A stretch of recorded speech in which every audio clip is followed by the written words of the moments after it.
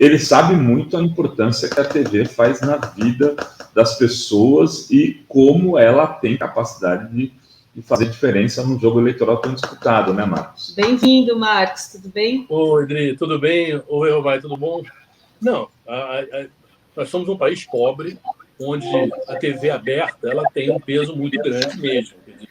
As redes sociais viraram um fenômeno, sem dúvidas, estão aí, não vai mudar isso, mas não se pode deixar de contar com essa importância da televisão aberta, né? E é claro que teria sido nessa reta final 164, né, direitos de resposta, quer dizer, teriam realmente tomado um tempo muito substancial da propaganda do Bolsonaro, e aí essa ministra barrou, porque ela mesma tinha decidido, né, que o PT tinha direito a isso, mas depois ela, eu acho que considerou que, considerando o tamanho da importância dessa decisão, que teria que ser uma decisão de todos, né, de todos os juízes. Digamos assim, é uma pena porque fica muito claro, né, a configuração da mentira, isso é óbvio. E eu acho que a gente pensar no todo, né, eu acho que todo o sistema do TSE em relação a fake news, ele está muito lento, né? Verdade é que entre ver, tomar uma providência e tirar do ar, meu Deus do céu, demora demais. Então, praticamente premia, né, a continuidade de se fazer mais fake news, porque tira uma, bota outra, tira uma, bota outra. Tinha que ter alguma coisa assim que fosse diretamente a quem fez a fake news. Se você fez a fake news, o seu canal está fora. Você já não pode mais postar. Pelo menos durante uma semana, alguma coisa assim que existisse uma pena realmente a quem produziu a fake news, né? Porque senão saiu um entra outro. Quer dizer, e obviamente o fato é que é muito efetivo, né? A gente tem visto essas coisas assim, do tipo, sei lá, dos mais ridículos, tipo assim, o Lula vai botar banheiro unissex em todas as escolas. Quer dizer, o fato de existir essa conversa, ela é tão ridícula, né? Quer dizer, você imaginar que um presidente fosse obrigar as escolas que ele tivesse influência, a botar os banheiros, até porque as escolas, em geral, quase não são federais, né? As escolas no Brasil, de uma maneira geral, são municipais ou estaduais. Então, que presidente teria, se quisesse, o poder de mudar os banheiros de uma escola? E por que um presidente ia querer isso? E, no entanto, esse é um assunto. Quer dizer, é um assunto que está aí há muito tempo, né? E se repete, enfim, quer dizer, não podia. É a nossa mamadeira de piroca, né? Enfim. Ô Marcos, você falou dessa história de fake news estarem sendo construídas, né? E não ter punição. Aí que entrou essa coisa da Jovem Pan agora, né? Que tem muita gente falando, pô, isso é censura. Mas uma das coisas que a Jovem Pan vinha fazendo muito era ela produziu uma fake news, um ataque, aí o TSE punia, eles derrubavam aquele ataque e repetiam o ataque de novo. Aí o TSE punia, eles tiravam aquele ataque e reproduziam um outro de novo. Quer dizer, num ciclo, né, infinito de produção de fake news. Eu sei que teve um estudo disso feito aí pelo pessoal do Rio, inclusive. Como eles procediam em relação à retirada e a refazer um novo ataque. Como controlar isso? Porque assim, eu sou contra a censura, você também. Claro. Eu não quero trabalhar com um cara aqui do meu lado decidindo o que eu devo fazer ou não. Não quero passar meus textos antes para decidir se vai ser publicado. Mas, ao mesmo tempo, a gente precisa ter algum controle. Não é controle, a palavra está errada. Alguma forma de garantir que aqueles que são atacados pelas fake news tenham justiça, que a justiça seja feita para eles também. Uhum. Eu acho que a questão mais importante de todas tem a ver com o tempo. Por quê? A famosa conceito, né, de que a justiça lenta não é justiça, né? Então, no caso de uma eleição, o que eu falei no começo, como o TSE demora demais para considerar, tem que ter uma reclamação, da reclamação tem que ter o julgamento e depois tirar do ar. E, obviamente, nisso aí passa dias e dias e dias e dias, quer dizer, e, obviamente, como você falou, e depois ainda tem a repetição do crime, né? Quer dizer, isso faz com que, na verdade, né, tirar fake news do ar da maneira como está sendo feito não tenha efeito quase nenhum.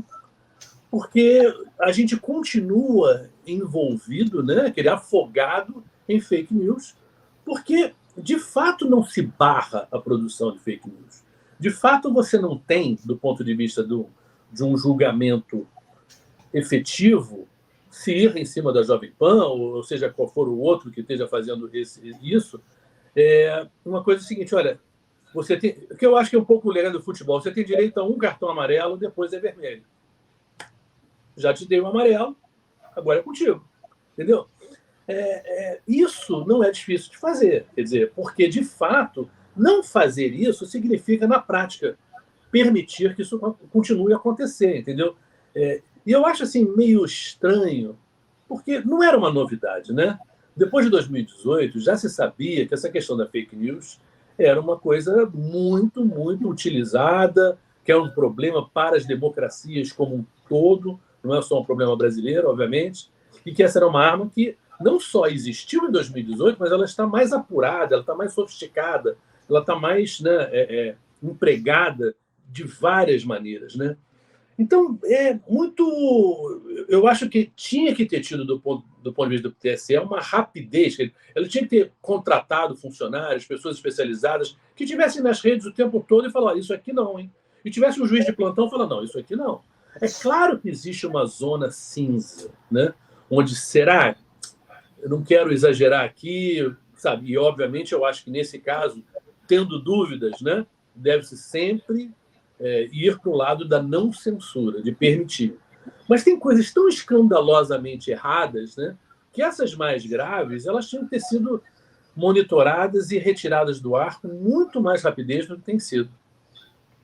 Agora, é difícil, né? Porque tem aqui o pessoal falando como controlar nesses serviços de WhatsApp, Telegram, que são, né, fechados. E me passou aqui também, no debate, no último debate da Band, o Bolsonaro, ele mesmo fica ali falando um monte de mentira no próprio debate. Você não acha, Show, que teria que ter ali uma checagem em tempo real ali, onde tivesse, nem que fosse na tela, os dados, algum mecanismo, porque, assim, as mentiras ultrapassaram as redes sociais e é o próprio presidente da República falando em rede nacional, né?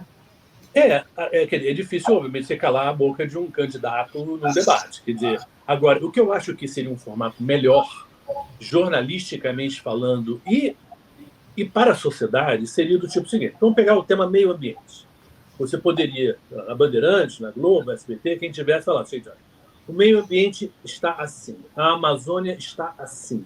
E esses números vêm de ONU, sabe, Instituto tal, isso não está em discussão, sabe? E aí vamos debater, quer dizer, o que vai se fazer, quer dizer, mas isso seria um jornalismo de verdade, entendeu? Porque é muito fácil também você deixar os dois falarem, cada um pode falar o que quiser, sem nenhum tipo de interação jornalística que fale, peraí, assim não.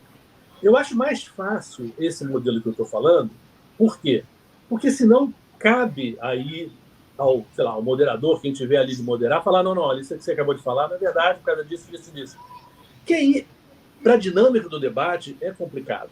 Agora, expor um assunto com números concretos, a situação do salário mínimo no Brasil, de fato, não houve aumento no salário mínimo nos últimos 4 anos. Ponto.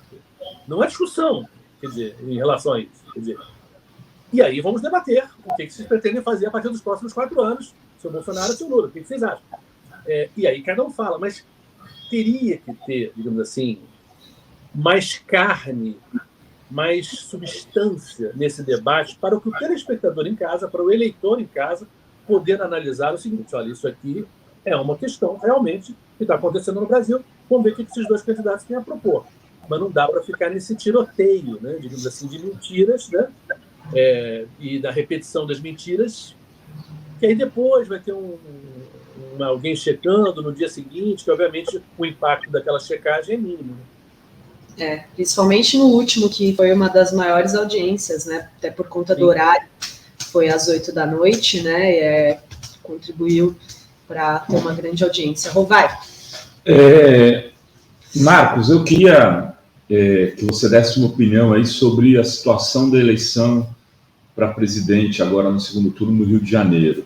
Eu passei aqui um quadro, conversei com Rodrigo Neves, com o Lindbergh, com um amigo aí que é do PT local, e a avaliação média deles é de que a diferença do Lula para o Bolsonaro deve diminuir, né, que não deve aumentar de 1 milhão de votos que foi no primeiro turno, mas que muito provavelmente não haverá uma virada no Rio de Janeiro. Mas essa situação de não aumentar me parece muito boa. Se ficar igual, o Lula teve 6 milhões de votos a mais, quer dizer, o Rio não vai entregar nada a mais para o Bolsonaro. Você tem essa mesma avaliação, Uchoa?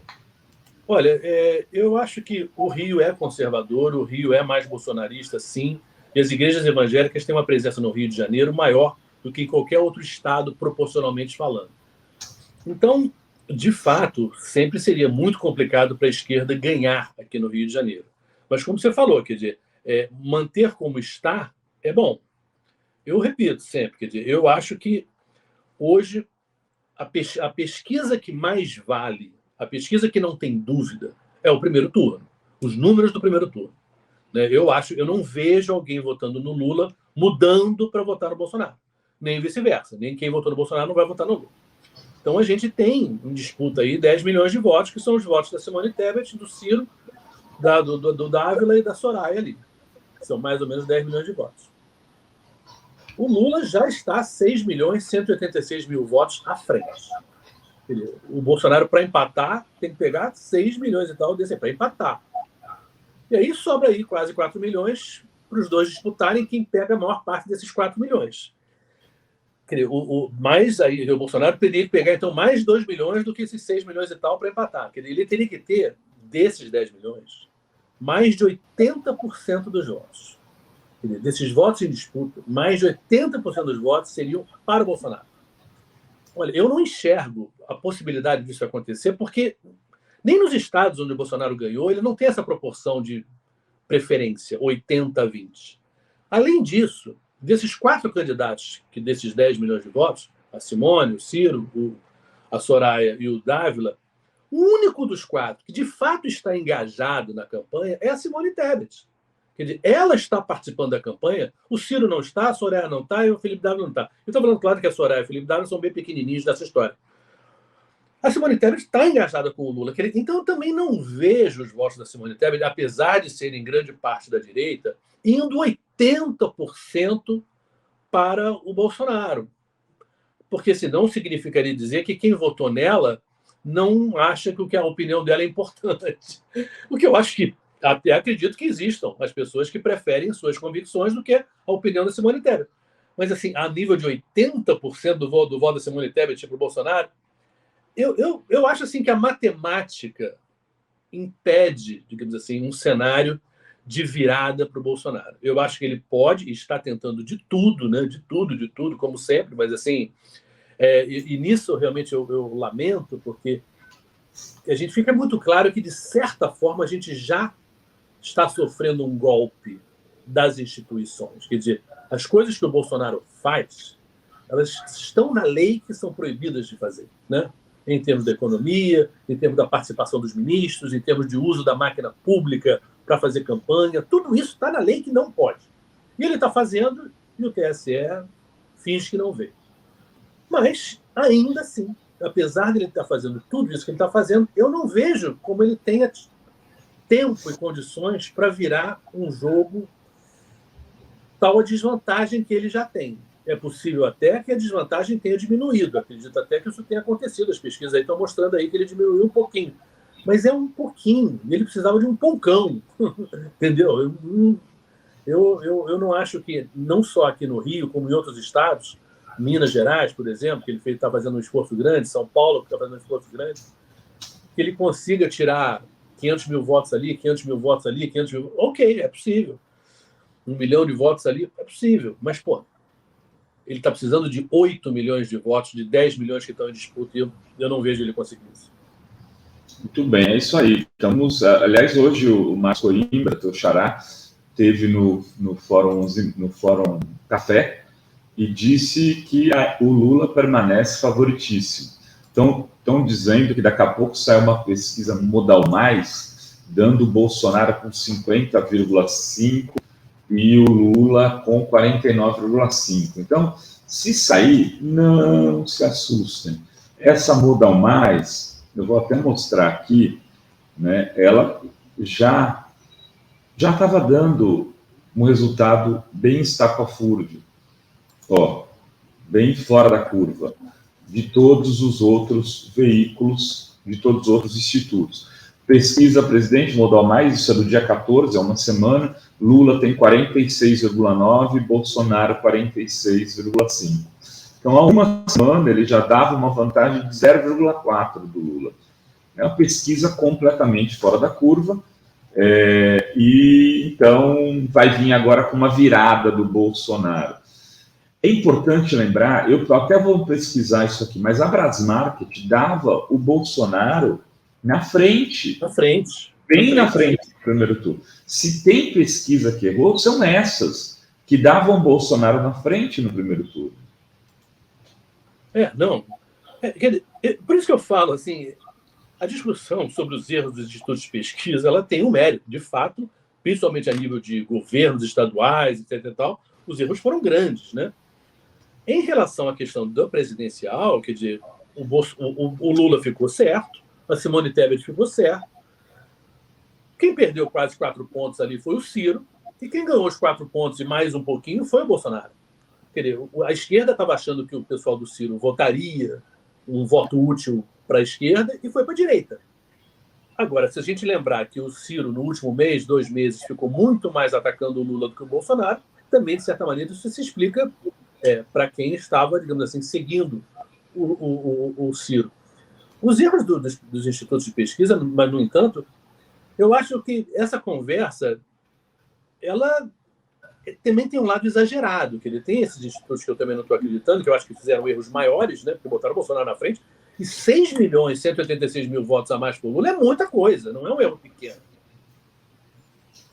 Então, por isso que eu repito, a única pesquisa que eu me fio e que eu confio é o primeiro turno. Porque eu não vejo quem votou no Lula virando o Bolsonaro, e nem vejo quem votou no Lula virando o Lula.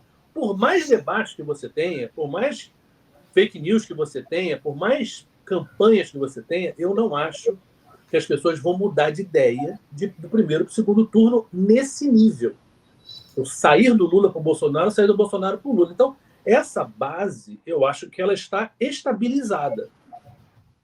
A questão, portanto, são esses 10 milhões que não votaram, que votaram em outros candidatos, para onde eles vão. Essa é a questão. Então, que pode ter de instituto aqui ou ali, mas, assim, eu não acredito que nenhum erro seja tão absurdo para que se coloque 80% desses 10 milhões de votos para o Bolsonaro, porque em nenhum lugar, nem Santa Catarina, nem Amapá, se não me engano, são os estados que o Bolsonaro foi melhor, ele ganhou de 80-20. Na verdade, as diferenças maiores sempre foram a favor do Lula, num estado, né, no Nordeste, onde o Lula tinha 60 e tal, e o Bolsonaro 20 e poucos, uma coisa assim. Mas, assim, nem nos estados que o Bolsonaro ganhou, a proporção de diferença dele para o Lula chegou perto de uma coisa assim como 80-20. Então, a nível de Brasil como um todo, e vamos repetir que essas últimas semanas, esse pós-primeiro turno, não foi tão favorável assim ao Bolsonaro. Em quê? Quer dizer, algumas coisas muito claras foram ruins para ele. A economia, né, que ele fez de tudo para mascarar, né, digamos assim, não deu tempo, né, o prazo de validade das medidas dele arrebentou antes, que a coisa já piorou muito. Então, mas mesmo assim, a gente pode falar, não, mas assunto de economia, muita gente não está prestando atenção. Tudo bem, pode ser verdade. Mas eu falo assim, o que ele teria precisado nessas semanas, antes da eleição, nessas 3 semanas aí, era algo muito, muito, muito forte, a favor dele e contra o Lula. Não aconteceu. O Shoa, tem uma questão que agora está em debate aí, por conta de um vazamento que a Folha de São Paulo deu, que é essa indexação do salário mínimo. Eu sei que você não é economista, sim, mas eu quero te perguntar como jornalista. Quando um órgão como o Banco Central, o Ministério da Fazenda faz um estudo, ele faz um estudo só para jogar fora? Né? Não, estudo a gente faz um monte, né? Eu estava passando ali pelo bebedouro, aí fiz um estudozinho. Não, né? Realmente, porque, de certa maneira, isso explicita muito claramente, né? O que sempre foi o modelo Bolsonaro-Paulo Guedes. Quer dizer, não foi só que não teve aumento real. E aquela coisa que eu lamento até no debate do Lula, ele foi falar na última coisinha dele dos 33 milhões de pessoas com fome. Quer dizer, isso, para mim, tem que estar no centro de qualquer debate. Esse mundo maravilhoso, esse Brasil maravilhoso que o Bolsonaro e o Guedes pintam, se choca com qualquer pessoa que vai na rua. Se você sai na rua e vê a quantidade de gente pobre que está agora, é uma coisa que é inegável, né? Então, e agora, ela é uma consequência muito claramente das políticas econômicas, das prioridades econômicas desse governo. Quer dizer, das quais a questão do salário mínimo é muito, muito clara. É o desemprego e é a renda baixando. Mesmo, você pode lembrar até um tempo atrás, quando houve de fato um aumento, uma diminuição do desemprego, não houve o aumento da massa salarial. O que está acontecendo é que mesmo quando se emprega, está se pagando menos. Então, de fato, tem mais gente trabalhando, mas continua se ganhando menos dinheiro do que se ganhava. Então, eu acho que o PT, a campanha do Lula, porque eu acho que a gente devia até, inclusive, falar mais em frente ampla, né? Porque, de fato, hoje em dia é uma frente ampla, né? Devia deixar bem claro isso. Olha, no governo do PT existia aumento real. Nesse governo não só não existiu, como ainda tem esse planejamento, né, que vai botar a mão nos salários das aposentadorias das pessoas, né? Quer dizer, eu acho também, sei lá, aí botando outra coisa que eu senti falta no debate, e não sei como o Lula não explorou, foi a questão do Moro ter ido ao debate. Quer dizer, nossa, sabe, foi... eu teria, se eu fosse o Lula, eu teria entrado no debate e falado, gente, antes de eu responder a sua pergunta, está aqui no estúdio a prova do que aconteceu no Brasil e contra mim. O cara que me tirou de 2018, o cara que inventou as coisas e que me julgou e que me condenou, está abraçado ao meu adversário. Quer dizer, se tem uma prova inegável, né, incontestável, dessa falta de neutralidade da figura de um juiz, está aqui. Eu acho que existe pouco entendimento, eu acho, às vezes, da campanha do PT. Eu podia, inclusive, usar uma metáfora, né, Uchoa, que era dizer o seguinte: imagina, ele que é bom disso, imagina o seguinte, acabou um campeonato de futebol e o juiz que roubou o jogo inteiro para o Corinthians está comemorando na festa do título, com a torcida, com os amigos, abraçado. O Moro aqui abraçado com o Bolsonaro. É só isso que eu queria dizer. Uhum. Eu acho importante isso, porque eu acho que existem temas que, em termos populares, são de difícil compreensão. Agora, existem coisas muito claras. Quer dizer, a falta de dinheiro e a falta de condições, né, dos mais pobres é uma coisa que qualquer um entende, porque não tem como não ver, né? E essa coisa da necessidade de um juiz ser neutro também é uma coisa básica que qualquer um quer. E ali estava assim, esfregando na cara da sociedade, olha, era o meu juiz, era o cara que estava para mim, estava expulsando de campo o adversário. Isso, eu acho que tem que ser repetido, como a pandemia, isso o Lula foi bem no debate, quer dizer, o assunto pandemia, o assunto das mortes e o assunto da falta de solidariedade do Bolsonaro como pessoa, e aí não é a questão da competência de ser presidente, mas assim, que pessoa é essa, né? Isso é uma coisa que qualquer um tem como se relacionar com isso, entendeu? É a falta de dinheiro, são as prioridades do governo, é a pobreza, é a pandemia, as mortes, é o Moro que atacou o cara. Cara, você vai formando um pacote de coisas que são muito populares e muito fáceis de compreensão. Eu acho que essa semana era para falar disso. Esses são os temas. Muito bem, Dri, acho que temos superchats aí, né? Temos sim, galera aqui. Tem o Vânio Michels. Dri, passa um valor em uma campanha para um número determinado de pessoas a atingir para fechar a conta dos advogados e fazer uma contabilização online. Vânio de Blumenau, Santa Catarina. Eu vou colocar aqui novamente o link para a nossa vaquinha. E o Gregório Leal da Silva manda aqui um super sticker. E o Fernando Oliveira aqui chegando, novo membro da TV Fórum. Eu queria perguntar para o Shoa como que ele viu essa fala do Bolsonaro que voltou à tona, pintou um clima, e se você acha que deu muito peso muito peso negativo para a campanha do Bolsonaro. Ele chegou até a fazer uma live, né, 1h, tentar desmentir. Quer dizer, primeiro que não dava, né? Eu não me lembro quem foi que fez o estudo, né, de todas as lives dele, ele não usa nem uma vez a expressão pintou um clima. Então, quer dizer, não é verdade que é uma coisa que é uma vírgula da maneira dele falar, não é verdade. E, independentemente da questão do pintou um clima, que obviamente tem um nível de acusação aí real, mas assim, ele tratar as garotas como prostitutas e não pedir desculpas e não ter pedido uma investigação sobre, de fato, o que estava acontecendo ali, é um absurdo. Né? Agora, eu, sinceramente, eu a essa altura, eu não estou achando que os absurdos do Bolsonaro incomodem a quem vota no Bolsonaro. Entendeu? Eu acho que a gente passou de um ponto de falta de lógica em que a coisa está num fla-flu de arquibancada, onde a pessoa que está ali no time do Bolsonaro, o Bolsonaro, se matar uma criancinha em praça pública, eles vão acusar a criancinha de ter feito alguma coisa para justificar aquilo. Quer dizer, realmente chegou num ponto que não tem mais lógica, não tem mais comparação. Né? Então, eu acho que não dá para mais... Que prejudicou. Eu acho, sem dúvida. Moralmente, a maneira como ele contou, até porque não contou uma vez só, foi mais de uma vez, e o pintou o clima... Em bom português, todo mundo sabe o que é, né? Pintou um clima e deu uma vontade de rolar alguma coisa, né? É isso. Em qualquer botequim, em qualquer lugar que se conversa, a expressão é isso.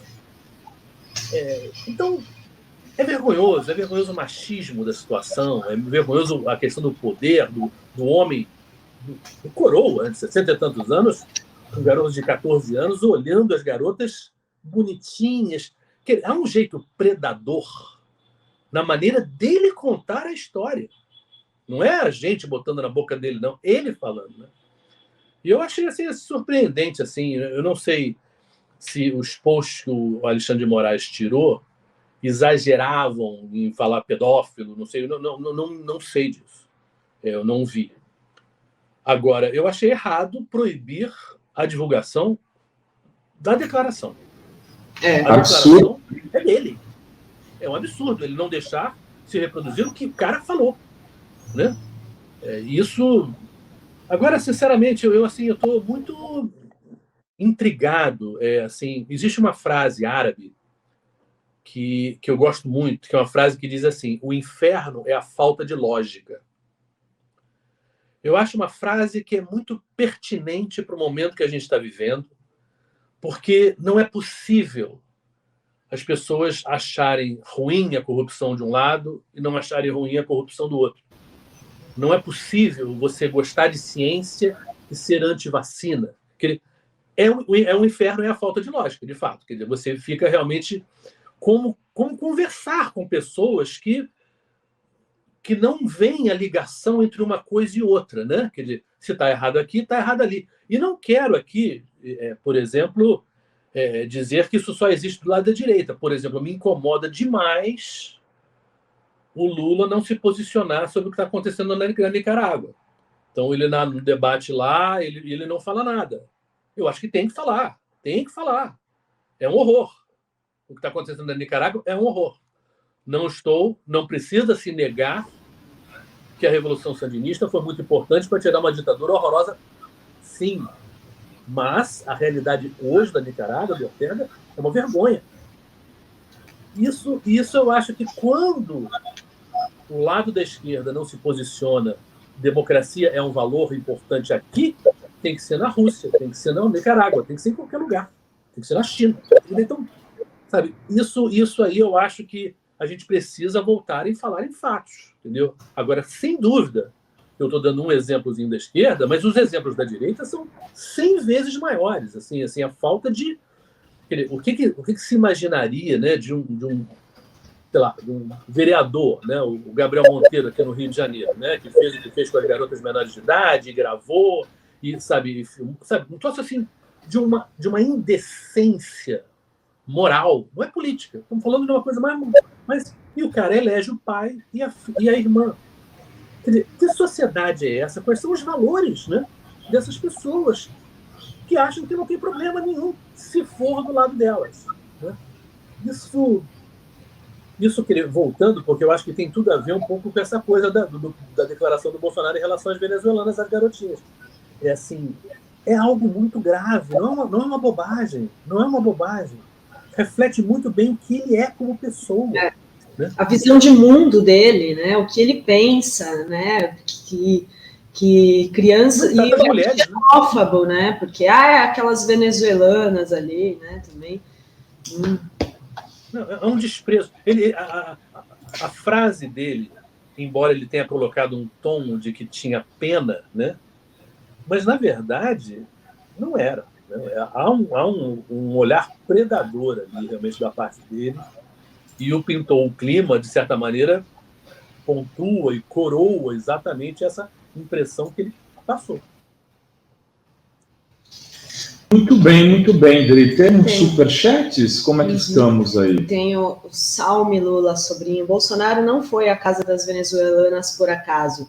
Ele foi para ver se tinha alguma condição precária das meninas. E o Geraldo Caçapava, verme não mexe no meu salário. Abraço, show aí fora. Essa questão dos salários aí precisa ser melhor debatida, porque essa é uma parte do grande golpe que virá, né? As pessoas, acho que um setor da classe média não quer entender, quer fazer vista grossa, né? Mas acho que a base popular está sendo enganada mesmo. Como foi na reforma da Previdência, né? Como foi em muitos Quem está pagando a conta?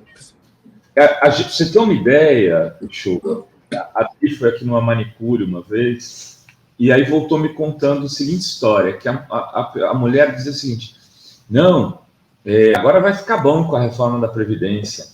Adri, mas vai ficar bom como? Fala assim, você não viu? Falei com a minha gerente do banco, eu vou poder tirar 5 mil de aposentadoria contribuindo R$200 por mês. Adri, que conta é essa? Não, é a conta, eu falei com ela, é 5 mil, é que não sei o quê.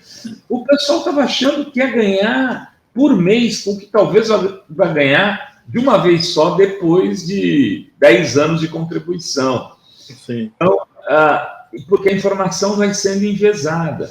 Agora mesmo, a gasolina já começou a aumentar de novo. Está ficando insuportável o golpe dos combustíveis. Ele vai segurar.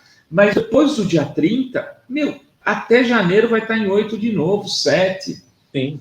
Quer dizer, e aí, o que eu tenho receio, Shoa, quer dizer, que a gente entra quase numa guerra civil no Brasil. Porque o estelionato eleitoral de tamanha monta, ele tem um custo, né, para a popularidade do presidente, pode ter um custo muito alto, ele ficar bonificado ali nos 10%, 15%, e o povo ir para a rua em manifestações multitudinárias, que serão absolutamente reprimidas pelas forças militares que ele controla, e as polícias, para quem ele provavelmente vai dar aumentos para segurar a onda. Então, isso pode ser um cenário, quer dizer, eu estou falando do cenário catastrófico, que seria a reeleição do Bolsonaro, que eu acho que não vai acontecer. Mas até, quer dizer, quando você trabalha com níveis de golpes, né, de estelionato eleitoral dessa magnitude, os riscos para a democracia passam a ser imensos. Não. Se você pensar historicamente em outros países também, essa questão da cooptação do judiciário e das forças policiais é um modelo que você envelopa de legalidade uma repressão enorme contra protestos. Isso vale para a Rússia, obviamente, né, onde o Putin, quando entra, dá um aumento enorme para a polícia, para as Forças Armadas. Isso vale para o Bolsonaro, que deu, de fato, benesses maravilhosas para os militares em relação à reforma da Previdência e contratou um monte de militares para o governo. Que de fato, você tem quem está se dando bem. E quem está se dando bem é exatamente essa área de segurança, né? Que não está provendo segurança. É curioso porque, digamos assim, não é que dar um salário maior para esse pessoal, digamos assim, tenha transformado o Brasil num lugar mais seguro. E aí você vê, a gente fica muito claro, essa coisa das armas, né? Quantos casos já existem, né, desses caques, né, desses colecionadores, atiradores, etc., tal, de armas desviadas, né? E aí alimentando a bandidagem, enfim, e as milícias.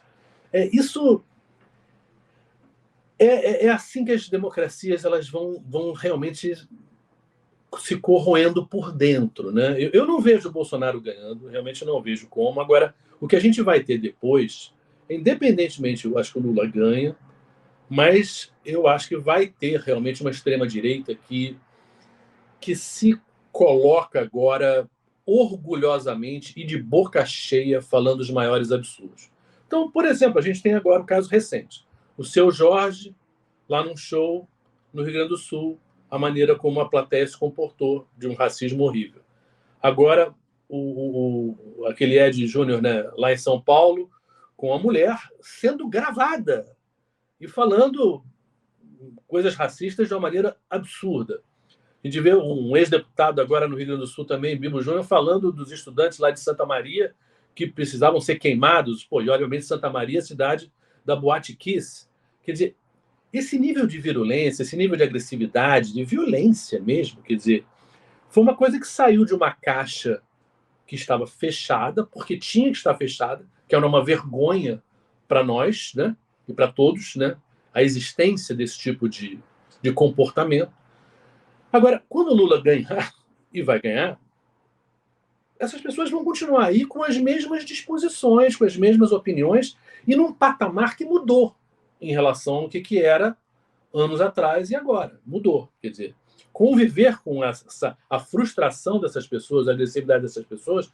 Por isso que eu acho que, em grande parte, a gente precisa, e isso vale para vocês, eu acho que vale para todas as novas mídias que são mais ligadas à esquerda e à democracia, a gente tem que construir uma estrutura, né, de direito. A gente tem que convocar advogados, juristas bons para proteger vocês e a todos nós. E a gente tem que começar a ir na justiça contra essas pessoas, porque tem que começar a doer no bolso delas, né? E isso vale, por exemplo, você pega nos Estados Unidos aquele massacre de Sandy Hook, né? Que agora um influencer que falou que tudo era mentira, que as famílias, que as crianças não tinham morrido, que as famílias eram atores e atrizes. Um absurdo. E aquilo bombou nos Estados Unidos. As famílias foram na justiça e o cara foi condenado a pagar 985 milhões de dólares pelo que ele fez. A gente tem que começar a jogar esse jogo, entendeu? O jogo da justiça. Existem leis para coibir certas coisas que estão sendo ditas, sim. Ainda, obviamente, os Estados Unidos têm uma cultura onde o nível de grana que se pede e que se paga é muito mais alto, porque a nossa lei não permite isso. Mas ainda assim, a gente tem vários casos de gente que já teve que pagar para o Chico Buarque, para o Caetano, enfim. E a gente tem que pensar mais nisso, entendeu? A gente tem que estar mais bem protegido do nosso lado para manter, né, para a gente não ser processado do jeito que isso está acontecendo, que é uma arma do lado deles. Mas a gente também tem que pensar em jogar esse jogo do nosso, atacando, não só se defendendo. Também concordo. Concordo contigo na questão da Nicarágua também. Aliás, aqui a gente já tratou disso algumas vezes. Às vezes tem gente no chat que fala, pô, mas determinação tal, mas assim, tem sim um processo ali de autoritarismo que já passou bem dos limites do arco da democracia, né? Inclusive com oposicionistas que eram ligados à Revolução Sandinista, sim. presos, com a vice dele sendo a esposa dele, é uma coisa meio bizarra.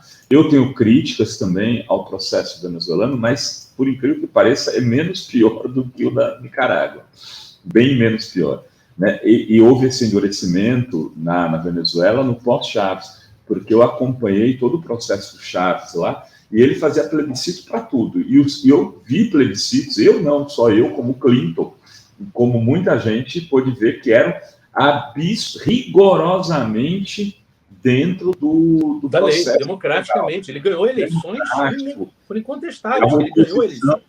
A oposição deitava e rolava, fazia manifestações, tinha bairros inteiros, enfim. Agora, na Nicarágua, a coisa passou dos limites. Não, e mesmo na Venezuela também passou dos limites. Eu acho assim, também teve um momento ali, o empobrecimento da Venezuela, a coisa que aconteceu ali chegou uma hora realmente horrível. Eu agora, acho que a gente pode apoiar criticando. Pode apoiar no sentido de, olha, tem coisas boas, mas tem coisas ruins. O que não dá é para você comprar todo o pacote. Não dá. Eu acho que ninguém cresce assim, entendeu? Você cria um filho assim, só falando bem? Não, você tem que também falar, ó, tá mandando mal aí, olha, vai estudar, não sei o que você sabe. Isso faz parte do normal da relação das pessoas, assim, sabe? Nós todos temos coisas boas e coisas, defeitos e qualidades. A gente não pode só enxergar. Senão fica uma coisa cega, e fica essa coisa que é o que a gente está vivendo. O inferno é a falta de lógica, quer dizer, sabe? Pô, não dá. É isso aí. Agora, só para dar um adendo, quem quer também pró-ditadura, quem defendeu o torturador, quem defende, né, tem livro de cabeceira no Ustra, quem quer ampliar ministro, que é coisa de ditadura, é o Bolsonaro, né? E aí ele fica colocando esse discurso como se fosse para o Lula, né, que apoia ditaduras e tal, mas para esconder o que ele próprio quer, né? Uma ditadura de extrema-direita. Né? E ele sempre falou disso, quer dizer, apoiar a tortura, de novo, eu acho que é a mesma situação, nós não estamos falando de política. Tortura não é política, tortura é um nível de decência moral básico. Alguém que apoia a tortura não pode se sentar na mesa, não pode nem entrar no restaurante, entendeu? De certa maneira, porque quem sabe o que é tortura, quem já conversou com a tortura, não precisa nem saber. Quem pode imaginar o que é gostar do sofrimento do outro nesse nível, né? E o Ustra, estamos falando de alguém que levava filhos, né, crianças, para assistir às suas mães sendo torturadas e estupradas. Quer dizer, é nesse nível. Como é que alguém, ainda mais se dizendo cristão, né? E Cristo foi torturado, né? Apoia alguém que diz que tortura tudo bem, né? Sabe, é um troço assim, não dá. E aí é que eu falo também, que ele chega uma hora que eu adoraria que fosse possível conversar com as pessoas, mas tá difícil, porque se a pessoa fala que tortura tá tudo bem, eu não quero continuar a conversar com essa pessoa, não tem como. Muito bem. Vamos o destaque final do Marcos Uchoa, e aí quem fala vai antes de Padilha e Caseirão das Massas. Uchoa, seu destaque final, o que esperar para esses próximos 9 dias que vão abalar o Brasil?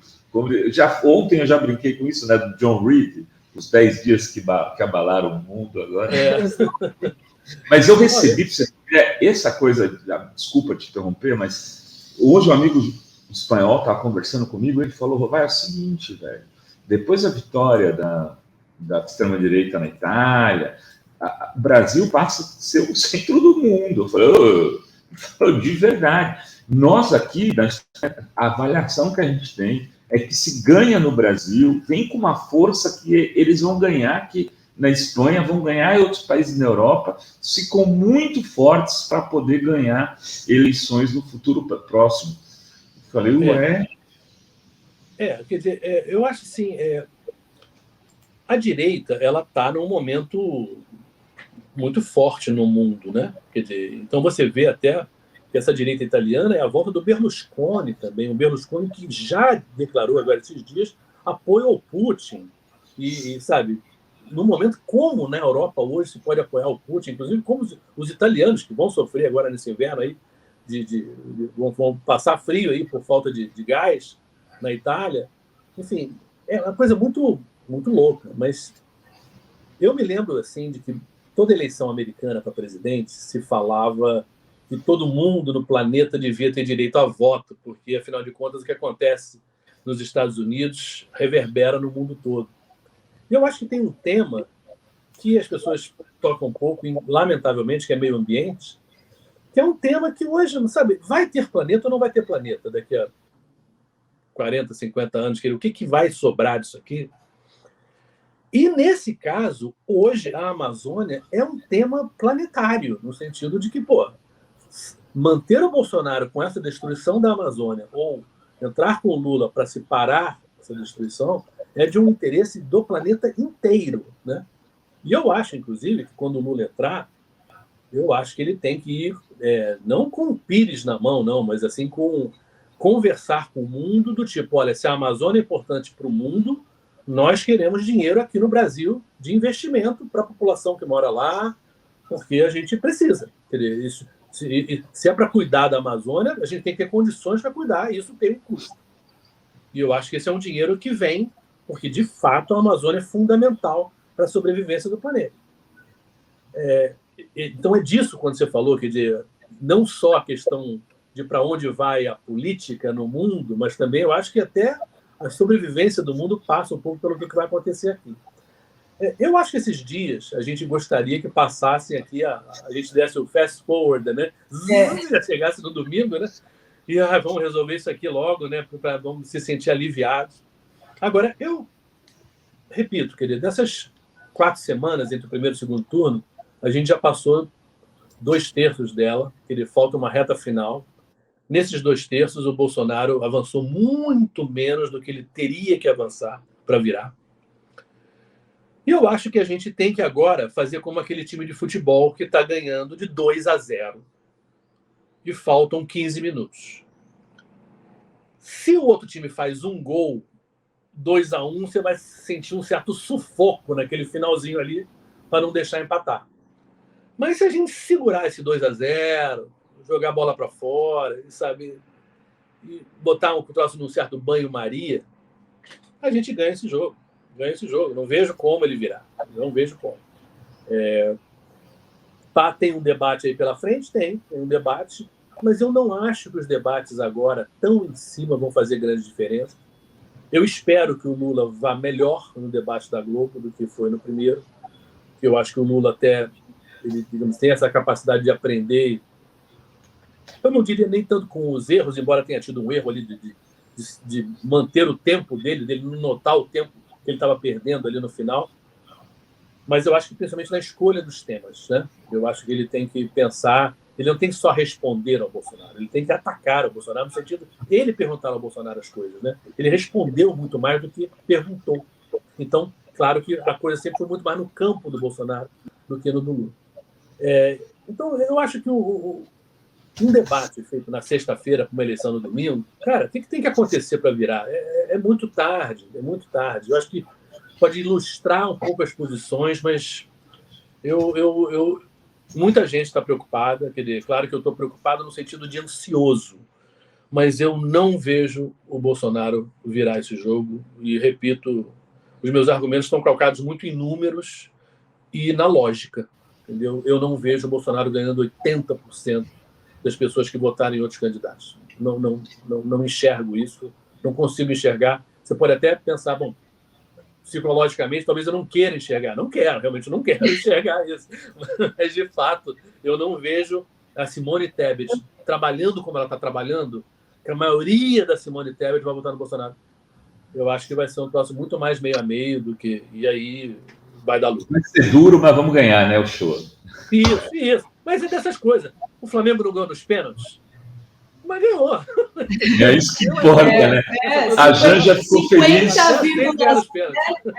Pode ser 50,05 a 49,9, não importa. Teve uma eleição que eu participei como marqueteiro, vamos dizer assim, de um amigo aqui, que até hoje é muito amigo, não vou mais entrar em detalhes, mas que ele ganhou prefeito por 21 votos. 21 votos. Uau. E na época tinha aquela campanha do Disque 21 da Vivo, lembra? Sim, sim. Aí o cara que coordenava a campanha dele ligou pro outro candidato, falou: aqui é da Vivo, Disque 21. Ficou muito melhor eles ganhando de 21 votos do que de 2.000, 3.000, porque deu piada na cidade, eles se divertiram. Vida que segue, depois que ganhou, acabou o jogo, velho. Eu quero só terminar com uma coisa, vai dizer uma coisa que eu acho importante. Sabe dieta? Todo mundo, eu acho que já tem um momento na vida aí que precisou fazer uma dietazinha. Os primeiros 2 quilos são moleza, gente. Mas os últimos é muito difícil. Então, quando eu falo que o Lula hoje, numa pesquisa, esteja lá 52% a 48%, 51,5% a 58%, sei lá, que seja 3, 4% a diferença, mas cada 1% desses que estão faltando para o Bolsonaro é muito mais difícil de mudar do que foi aquele 1% lá de trás. Não são os mesmos 1%, entendeu? Quer dizer, é que nem dieta. Vai piorando, vai ficando cada vez mais difícil, à medida que o tempo vai passando, você emagrecer. E eu acho que vai ficando cada vez mais difícil, à medida que está chegando o segundo turno, o Bolsonaro trazer mais gente para ele, entendeu? Quem era mais fácil, quem era mais... ele conseguiu. Mas os que sobraram são os mais difíceis. E ele não tem tempo para isso. Muito bem. Marcos Uchoa, grande figura, nosso quase colaborador, já estou aqui. Muito obrigado. Aqui, Estúdio de Bom Ser. Felicidades aí para nós. Obrigada. Valeu. Bom fim de semana. Abração.